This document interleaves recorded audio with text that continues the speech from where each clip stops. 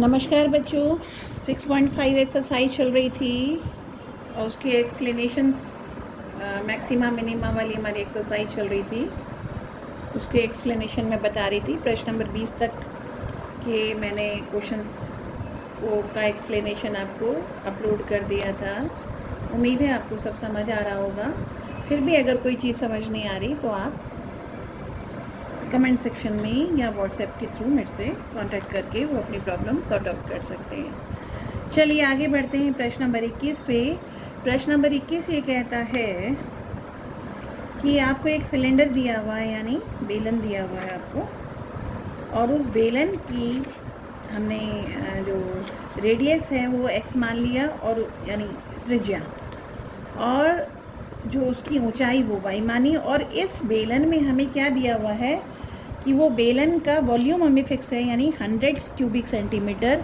100 cubic centimetre का volume हमें दिया हुआ है बेलन का, ये हमें दिया हुआ है। और कहते हैं कि क्या डायमेंशन होनी चाहिए, यानी रेडियस क्या होना चाहिए, हाइट क्या होनी चाहिए उस कैन का जिसका वॉल्यूम 100 क्यूबिक सेंटीमीटर हो, ताकि उसका जो टोटल सरफेस एरिया है, और ये सिलेंडर पहले इन्होंने बताया क्लोज सिलेंडर है। क्लोज्ड मतलब बंद, ढक्कन दोनों तरफ से लगे हुए हैं, दोनों तरफ से बंद हैं। तो ये जो फिर इसमें जो आपका सरफेस एरिया होगा, टोटल सरफेस एरिया होगा, यानी संपूर्ण पृष्ठ जो है वो मिनिमम हो, वॉल्यूम 100 ही हो, फिक्स्ड हो, लेकिन जो संपूर्ण पृष्ठ हो वो मिनिमम हो। तब x और y का क्या मान होना चाहिए।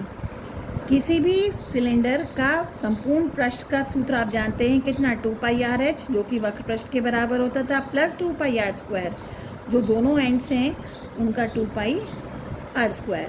अब यहाँ r की जगह x है, h की जगह y है, तो 2πrh प्लस 2πr², ये सूत्र हमने लगा लिया।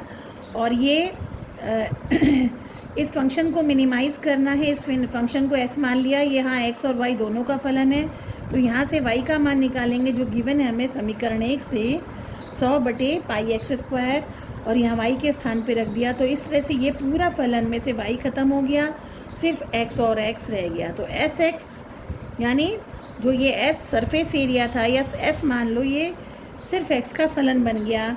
2πx 100/πx² plus 2πx², x से x कट गया, पाई से पाई कट गया, 2 × 100 200/x प्लस 2πx²। अब इसे निम्नतम शो करना है। निम्नतम शो होने के लिए क्या x होना चाहिए, क्या y होना चाहिए, इसके लिए फर्स्ट डेरिवेटिव लेंगे तो s' आ गया, इसका 1/x का डिफरेंशियल माइनस 1/x², 200 अपनी जगह, और x² का कितना होगा 2x, तो 2x × 2π यानी 4πx।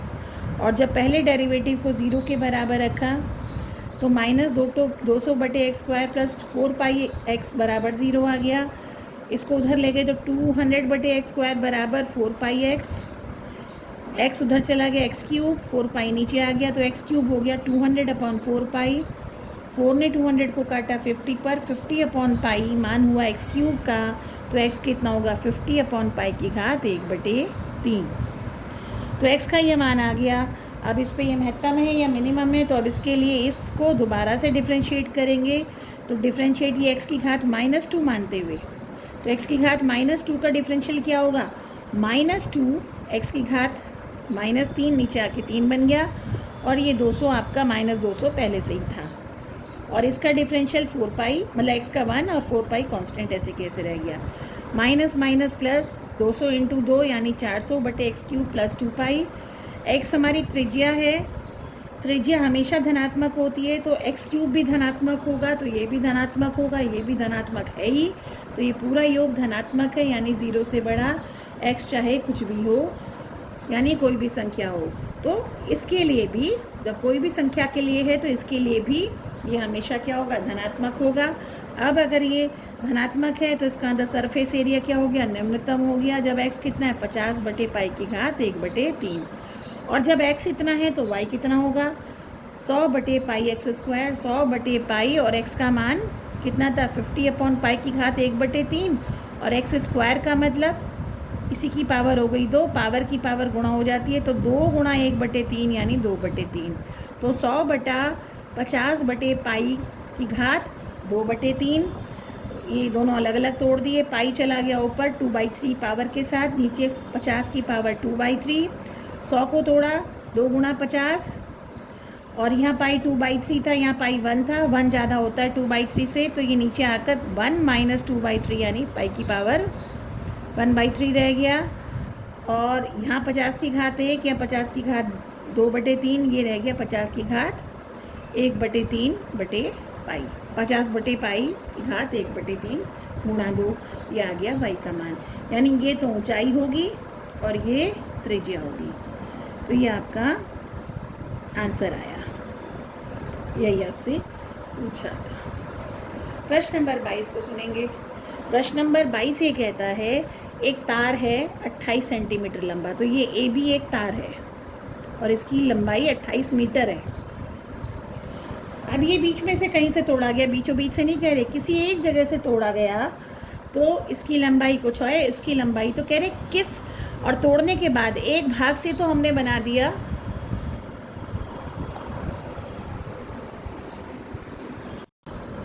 हाँ सॉरी बीच में कट गया था वीडियो, वो कॉल आ गई थी।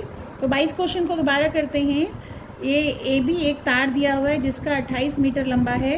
कहते हैं इसे कहाँ से तोड़ें, कैसे दो टुकड़े में करें कि एक टुकड़े का तो हमने वर्ग बनाया, एक टुकड़े का हमने सर्कल बनाया, और इन दोनों का जो क्षेत्रफल है, दोनों का इकट्ठा क्षेत्रफल है, वो हमें निम्नतम शो करें, यानी उनका मिनिमम एरिया बने, तब इनको कैसे कैसे दो टुकड़ों में तोड़ा जाए।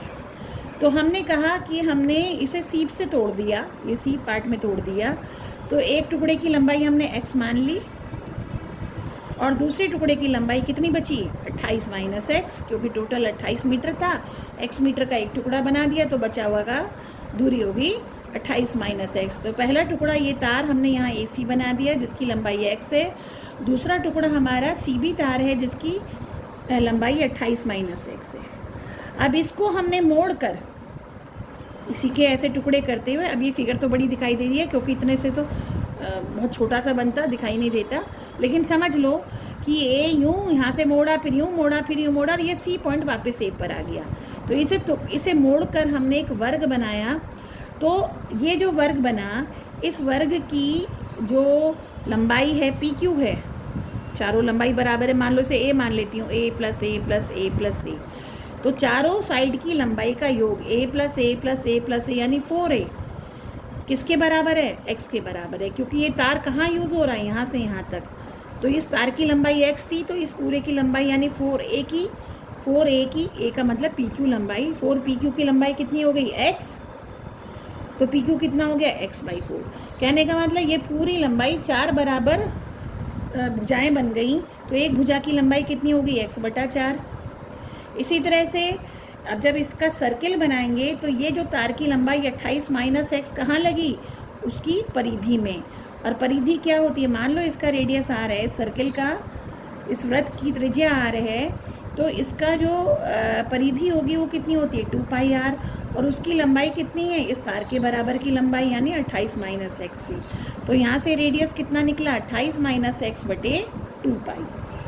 अब इसका एरिया होता है πr², स्क्वायर का एरिया होता है भुजा का वर्ग, तो भुजा PQ थी, PQ का वर्ग, तो इन दोनों का इकट्ठा क्षेत्रफल A यानी कितना हुआ, PQ का स्क्वायर प्लस πr²।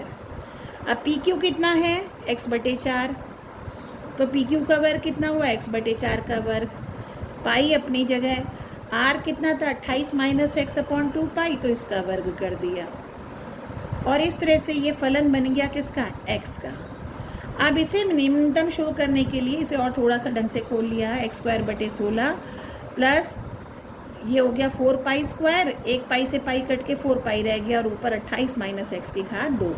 अब इसे डिफ्रेंशिएट करेंगे विद रिस्पेक्ट टू x के सापेक्ष इसे इसका अवकलन गुणांक लेंगे, तो a' कितना हुआ, इसका हुआ 2x बटे, और ये 16 अपनी जगह 2x/16, और इसका कितना हुआ 2 × 28 माइनस x गुणा -1, क्योंकि 28 का 0 माइनस x का -1, तो 2 × 28 माइनस x -1 अपॉन 4π अपनी जगह। 2 से इसको काटा 8, 2 से इसे कटा 2π, माइनस प्लस बन गया माइनस, तो ये आया, इसको आपने 0 रखा, ज़ीरो रखने पे उधर चला गया, 2 से 48 कटा, कैलकुलेशन करते हुए अपने हिसाब से कर लीजिए आप। ये बना 24, 8 था ना, हाँ, तो 2 से 8 को काटा 4 पे, तो 4 ने 4 28 चौक 112 माइनस 4x, और ये हो गया पाई एक्स, गुणा करके x एक तरफ इकट्ठा किया, x कॉमन लिया, कितना बचा 4 प्लस पाई, तो x का मान आया 112/4 प्लस पाई। सेकेंड डेरिवेटिव लेंगे, यहाँ से ले लेंगे, तो ये कितना बचा 1/8, और माइनस, और इसका डिफरेंशियल 0, इसका डिफरेंशियल माइनस 1/2 पाई आएगा ही, तो माइनस माइनस कितना हो गया प्लस 1/2 पाई। x है ही नहीं, कोई भी x हो, हालांकि हमारा x ही आया, कोई भी x हो, ये हमेशा धनात्मक होगा, धनात्मक होगा तो एरिया मैक्सिमम निम्नतम होगा, कम से कम होगा। इसका मतलब x बराबर 112/4 प्लस पाई पर एरिया आपका निम्नतम हो गया। अगर x इतना है यानी एक टुकड़ा कितना हो गया 112/4 प्लस पाई, तो दूसरा टुकड़ा हो गया 28 माइनस 112/4 प्लस पाई। इसका एलसीएम लेके सॉल्व करके 28 पाई अपॉन 4 प्लस पाई का ये दूसरा टुकड़ा हो गया। तो ये था आपका प्रश्न नंबर 22। आते हैं प्रश्न नंबर 23 पे।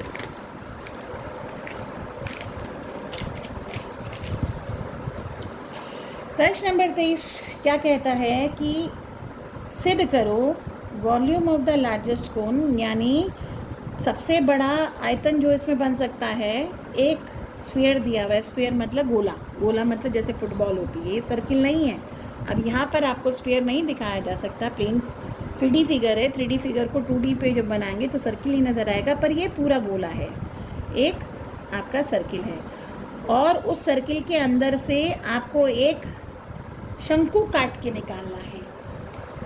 कह रहे शंकु का आयतन सबसे बड़ा हो, और गोला जो है, गोला दिया हुआ है आपको, यानी गोला देने का मतलब उसकी त्रिज्या आपको दे रखी है, और त्रिज्या भी इन्होंने दे रखी है कितनी, आर के, कैपिटल आर के बराबर, और ये कांस्टेंट हो गई, ये अचर है, ये आपका फिक्स्ड हो गया।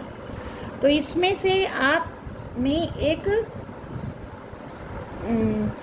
शंकु को काट के निकाला या डिस्क्राइब किया। इसमें से एक शंकु बन सकता था, जो कई तरह के शंकु बन सकते थे, एक ही शंकु नहीं, बहुत तरह के शंकु बन सकते हैं।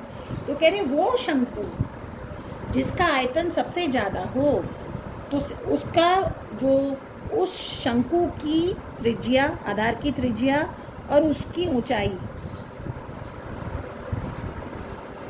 जो है,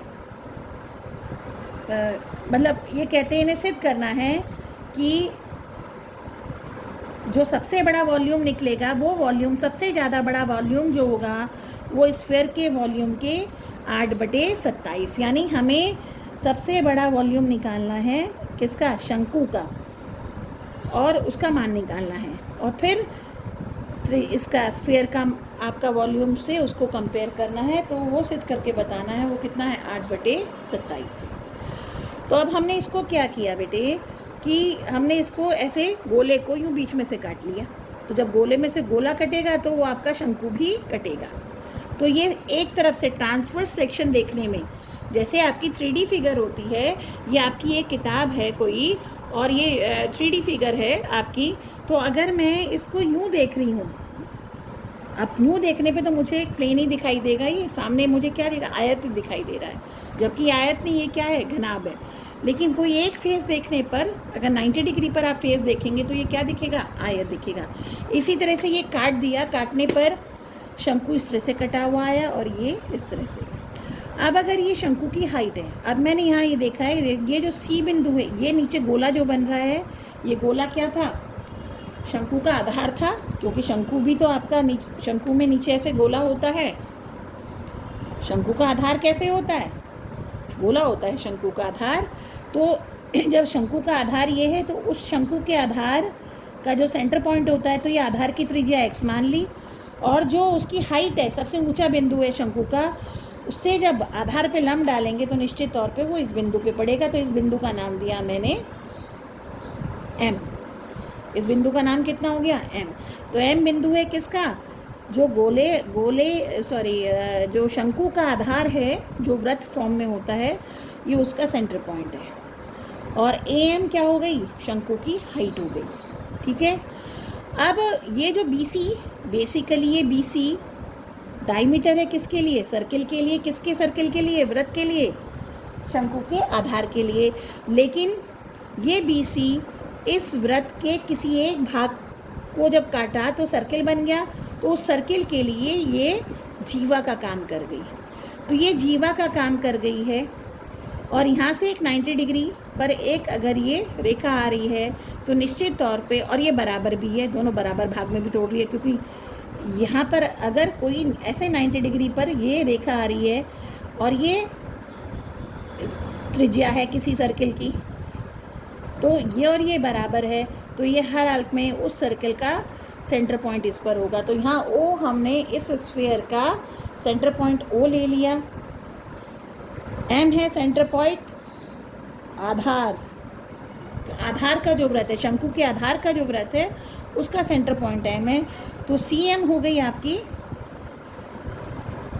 त्रिज्या किसकी, शंकु की, और OA OB OC त्रिज्या हो गई किसकी, स्फीयर की, गोले की। तो OB OA OC ये हमें दे रखा R, और ये 90 डिग्री है। CM हमने X माना, OM को हमने Y मान लिया। शंकु की ऊंचाई कितनी हो गई, AM height of the cone यानी शंकु की ऊंचाई, और ये किसके बराबर है, AO प्लस OM। OM को हमने Y मान लिया, AO R के बराबर था, तो ये जो AM है ये कितनी हो गई, यानी R प्लस Y। अब ये X है, ये Y है, इस वाले त्रिभुज में, किसमें, OCM, ये एक 90 डिग्री का त्रिभुज है। तो इसमें पाइथागोरस प्रमेय लगाने पर OC का वर्ग यानी कर्ण का वर्ग बराबर आधार और ये परपेंडिकुलर जो होता है उसका वर्ग यानी OM का स्क्वायर प्लस CM का स्क्वायर यानी लंब का वर्ग, तो R स्क्वायर बराबर X square plus Y square. Volume, जो महत्तम वॉल्यूम निकालना है, किसका निकालना है, कोण का, वो यानी आयतन किसका निकालना है, कोण का, शंकु का। शंकु का आयतन का सूत्र क्या होता है, 1/3 पाई R स्क्वायर H। तो 1/3 पाई R की जगह क्या है यहाँ X, और हाइट क्या है इसकी, AM, और AM कितना था यहाँ, R प्लस Y। तो ये वॉल्यूम जो है यानी आयतन शंकु का कितना है, पाई/3 X square R plus Y। अब ये वॉल्यूम जो है दो चर राशियों में, इसे हमें एक में कन्वर्ट करना है। तो ये जो हमने पहला समीकरण बनाया था, पहला वाला जो समीकरण हमने बताया था, इससे हम मान निकालेंगे। तो अगर मुझे y का मान रखना होता तो मुझे अंडर रूट लेना पड़ता, तो हमने क्या किया, x स्क्वायर का मान निकाल के इसे y का फलन बना दिया। क्योंकि अगर मैं y का x का फलन बनाती तो यहाँ अंडर रूट आता, गलत तो तब भी नहीं होता, हो तो तब भी जाता, लेकिन थोड़ी सी अंडर रूट से कैलकुलेशन बढ़ जाती है और हम उसे अवॉइड करने की कोशिश करते हैं। तो हमने अब इसे x का फलन ना बना के, जैसे हम हर क्वेश्चन में x का फलन बनाते हुए आ रहे थे, हमने इसे y का फलन बना दिया। तो हमने सीधा x स्क्वायर का मान यहाँ रखा, x स्क्वायर का मान हुआ R square minus y square, यहाँ रख दिया, R प्लस वाई अपनी जगह, पाई/3। तो अब ये पूरा के पूरा जो वॉल्यूम का सूत्र बन के आया वो सिर्फ y चर राशि में, तो y जो v है यानी वॉल्यूम v फंक्शन जो है वो y का फलन हो गया। और इसे अब खोल लिया, r minus y into R plus y इसके साथ गुणा होकर पावर 2 हो गया, R माइनस वाई अकेला रह गया, तो v फंक्शन हो गया y का इस तरह से। अब इसे y के रिस्पेक्ट में हम y के सापेक्ष इसे डिफ्रेंशिएट करेंगे, पाई/3 यहाँ लगाएंगे प्रोडक्ट रूल, एक बार इसको एक बार इसको, तो इसका डिफ्रेंशिएशन कितना हुआ, -1, क्योंकि अब याद रखिए y के सापेक्ष कर रहे हैं, x के सापेक्ष नहीं। पाई/3 बाहर था, तो ये वाला ऐसे की ऐसे, प्लस अब ये वाला ऐसे की ऐसे, और इसका डिफरेंशियल 2R प्लस वाई। अब इसे हल करने के लिए R प्लस वाई कॉमन ले लिया, तो यहाँ बचा -R माइनस वाई, और यहाँ बचा 2R माइनस 2y। पाई/3 R plus y minus R plus 2R बचा प्लस का R minus 2y minus y बना -3y। तीन चीज़ों की प्रोडक्ट ज़ीरो, या तो ये ज़ीरो या ये ज़ीरो। अगर ये ज़ीरो तो y बराबर -R, अगर y -R के बराबर हो गया तो ये संभव नहीं है, क्योंकि y किसके बराबर हो गया, R के बराबर, तो x कितना हो जाएगा 0। अगर y R के बराबर हो गया तो x कितना हो जाएगा 0, शंकु बन नहीं पाएगा। तो इसलिए असंभव है। तो इसको 0 रखने पर 3y बराबर r, तो y का मान आ गया r/3, यही संभव है। अब इसका सेकेंड डेरिवेटिव लेंगे। सेकेंड डेरिवेटिव इसका π/3, फिर प्रोडक्ट रूल लगेगा, तो π/3 बाहर, इसका डेरिवेटिव y के रेस्पेक्ट में 1 r - 3y ऐसे कैसे, प्लस अब r + y ऐसे कैसे, और इसका डेरिवेटिव कितना आया -3, तो इसे खोला r - 3y - 3r - 3y, तो और बल्कि y का मान रख दिया साथ साथ, y का मान r/3 यहाँ रख दिया y की जगह, तो 3 r/3 ये 3 से 3 कट गया, r - r ये ख़त्म हो गया, r/3 + r 4r/3, तो -4r, और π/3 बाहर चल ही रहा था। r आपका फिक्स्ड है, कांस्टेंट है, चूँकि ये गोले का रेडियस है, तो इसका मतलब ये हुआ कि ये पॉजिटिव होगा, ये पॉजिटिव संख्या है तो ये नेगेटिव हो गया, 0 से छोटा हुआ इसका अंदर v महत्तम होगा। जब y कितना होगा r/3, तो x² कितना होगा, यहाँ रख कर मान निकालेंगे, x² कितना होगा r² - y², r² minus y का मान r/3 था, r²/9, ये बचा 8, r²/9। महत्तम वॉल्यूम निकालना है, वॉल्यूम का मान निकालना है, यानी आयतन का मान निकालना है। आयतन कितना था हमारा, या ये देख लीजिए आप, ये यहाँ रख रहे हैं π/3, x² का मान 8 r²/9 गुणा r प्लस y की जगह r/3, ये कितना हो गया 4r/3, और अब इसमें से 4πr³/3 बाहर निकाल दिया, अलग कर दिया, तो अब यहाँ क्या बचा 8, 3 एक नीचे इधर आ गया नीचे, और 9 3 27 अलग कर दिया, 8 अलग चला गया, 4πr³ यहाँ कर दिया। ये इसलिए किया क्योंकि ये क्या होता है, गोले का आयतन।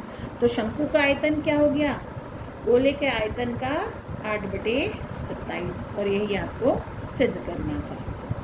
तो ये आपके 3 क्वेश्चन हुए।